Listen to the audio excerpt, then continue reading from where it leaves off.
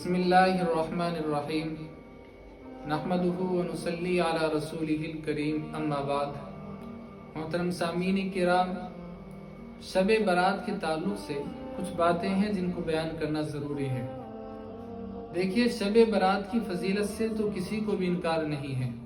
یقیناً یہ رات فضیلتوں والی اور مغفرت والی رات ہے، لیکن اس کا مطلب یہ نہیں ہے کہ آپ شب برات کے تعلق سے حد سے آگے بڑھ جائیں، شب برات کو عید کا درجہ دینے لگ جائیں۔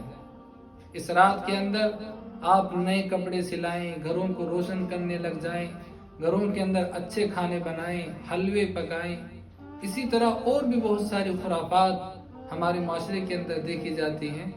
بعض لوگ شب برات کے اندر کوئی پٹاخے پٹکا رہے ہیں، بعض کے عقیدے یہ بنے ہوئے ہیں کہ روحیں ہمارے گھروں کے اندر آتی ہیں، ان کے پسندیدہ کھانے بنائے جاتے ہیں۔ ان سب کا تعلق اسلام کے ساتھ نہیں ہے، دین کے ساتھ ان سے کوئی تعلق نہیں ہے۔ دیکھیے، پھر کرنا ہمیں کیا چاہیے اس رات کے اندر؟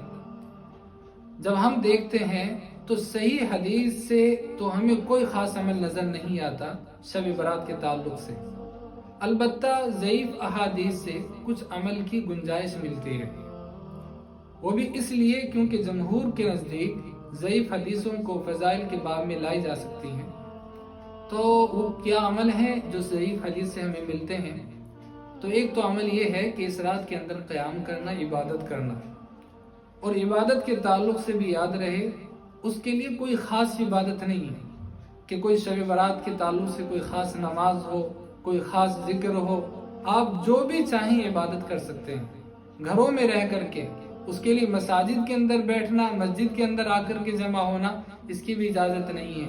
بعض علماء نے تو اس کو مکروہ تک لکھا ہے، مساجد کے اندر آ کر کے جمع ہو کر کے عبادت کرنے کو۔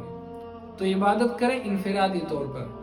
اسی طرح آپ جو ہیں مغفرت کی دعا مانگیں، دعا کا اہتمام کریں، رزق کی وسعت کے لیے آپ دعا مانگیں، حاجات کے پورا ہونے کی آپ دعاؤں کا اہتمام کریں۔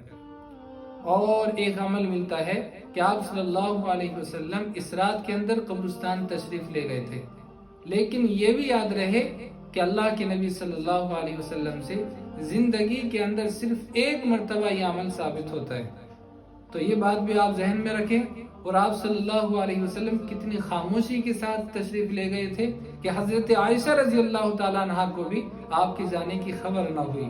تو آپ اس کے اندر غلو سے بچیں، وہاں پر جا کر کے بدعات سے بچیں کہ وہاں پر جا کر کے آپ قبروں پر پھول چڑھائیں، وہاں پر آپ بتیاں جلائیں۔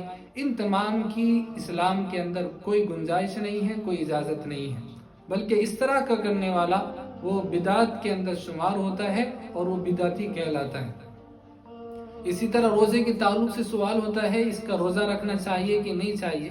دیکھیے، شب برات کے نام سے تو کوئی روزہ نہیں ہے، احادیث کے اندر آپ کو کوئی روزہ شب برات کے تعلق سے نہیں ملے گا۔ البتہ اللہ کے نبی صلی اللہ علیہ وسلم تو ہر مہینے ایام بیض کے 3 روزے رکھا کرتے تھے، 13 تاریخ کا، 14 تاریخ کا اور 15 تاریخ کا۔ اللہ کے نبی کا معمول تھا ایام بیض کے روزے رکھنے کا۔ تو اگر آپ رکھنا چاہیں تو مستحب ہے یہ آپ کے لیے کہ آپ جو ہیں ایام بیض کے روزے رکھ لیں، جو آپ صلی اللہ علیہ وسلم کا ہر مہینے کا معمول تھا۔ لیکن شب برات کے نام سے آپ روزہ رکھیں تو پھر اس کی دین کے اندر اجازت نہیں ہے۔